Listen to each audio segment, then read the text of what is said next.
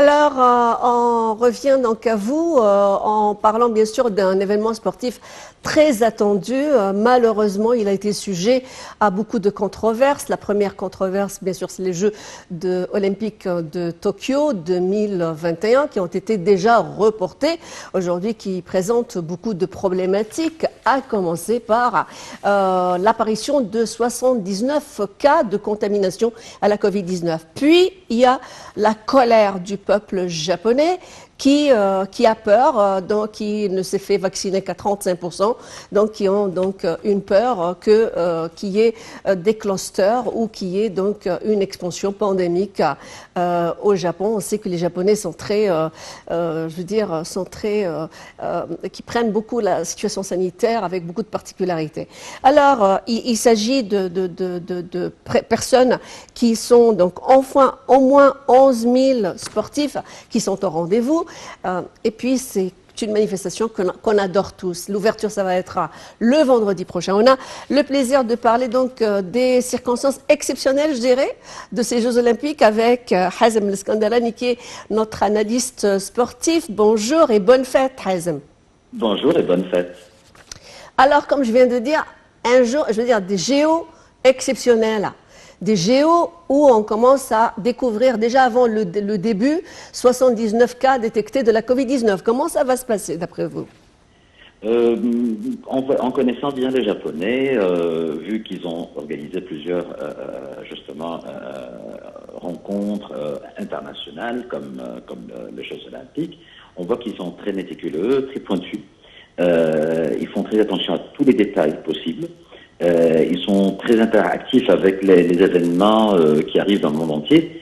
Bien sûr, ils prévoient toutes les précautions nécessaires. Ils pensent à tout. Et dès qu'il y a une faille quelque part, ils interviennent tout de suite et ils commencent à faire des plans pour justement surmonter n'importe quelle difficulté qui pouvait les empêcher. Oui, surmonter les difficultés, mais il y a, d'après les dernières informations, le peuple japonais veut, même dans sa majorité, veut résilier les Jeux Olympiques, qui risquent, d'après les commentateurs sportifs internationaux, qui risquent de ne même pas finir jusqu'à la fin. Comment vous le voyez, ça? Est-ce que c'est possible? Je pense qu'il y a un côté financier aussi qui est très important et je pense que le gouvernement japonais va faire le nécessaire pour rassurer et calmer justement la peur du peuple japonais parce qu'il y a tout un business derrière. Vous voyez, donc je pense que le gouvernement japonais sera capable justement de traiter la situation et régler le problème. Le peuple japonais a une qualité qui est très importante, ils ont confiance à leur gouvernement. Ça, c'est très important. Si le gouvernement arrive à prendre les mesures, les précautions correctes, de manière à ce que la contamination soit contrôlée d'une façon très efficace, qui va être reflétée évidemment par le nombre de personnes atteintes par la maladie. Quels sont les préparatifs pour cette ouverture, cérémonie d'ouverture qui va se poser? Parce qu'il y a aussi un problème, celui de, pour la première fois, les Jeux Olympiques, les JO, sont publics, donc à huis clos. Comment ça peut se faire? Et bien sûr, c'est pour ça que c'est ce qui explique que sur le plan, je veux dire, économique, ce n'est pas un enjeu. Même de grandes firmes japonaises n'ont pas donc ne vont pas présenter aussi je veux dire, ils ne vont pas être représentés. Comment vous le voyez ça? Économiquement parlant, il n'y aura pas de rentrée pour le Japon. Oui, mais il y a aussi les sponsors.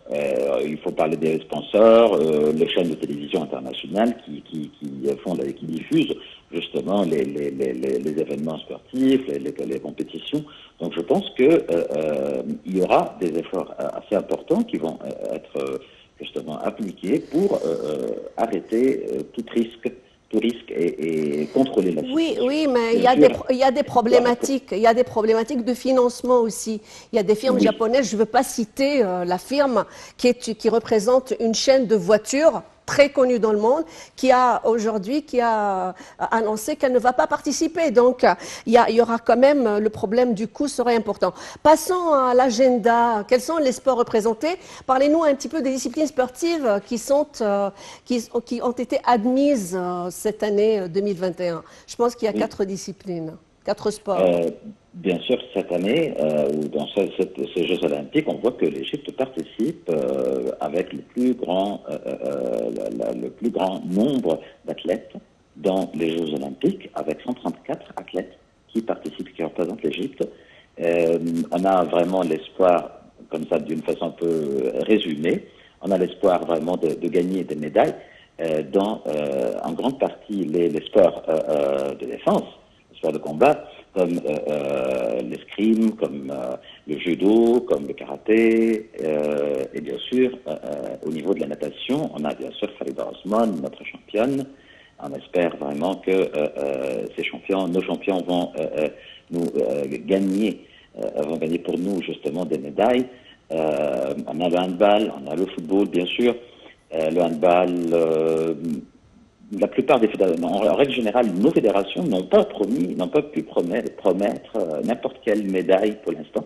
Mais je vois que le niveau de nos athlètes qui participent cette année, c'est un niveau assez important. Mais cette fois-ci, c'est pas sur le plan continental, c'est sur le plan mondial. Donc, alors, parlez-nous également de de cette session qui va se tenir, de ce match de football pour les juniors qui va donc où l'Égypte sera représentée demain. Quelles sont vos perspectives? Oui, face à l'Espagne, on connaît bien l'équipe. Voilà, ce match justement. Oui, avec leurs stars comme Asensio, ces grands joueurs de l'Espagne qui sont assez jeunes, mais qui ont justement des moyens très, très importants. Notre équipe, dans ce groupe assez difficile, avec l'Espagne, l'Argentine et l'Australie, respectivement, on va jouer contre eux tous les 3 jours, donc demain, 3 jours plus tard, et ensuite 3 jours après. Donc on va jouer dans un groupe, je pense que si on arrive à être qualifié de très cette tonique étape, et très électrique. aller plus loin. Tout très électrique. Alors on reviendra sur la question tout à l'heure, peut-être sur la TV internationale, dans ce Midi au Caire. Merci à vous, Hazem Leskandarani, notre analyste sportif, d'avoir été en notre compagnie ce matin. Et bien évidemment, bonne fête à vous.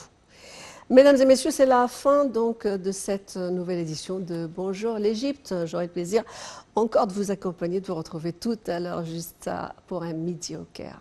À tout de suite.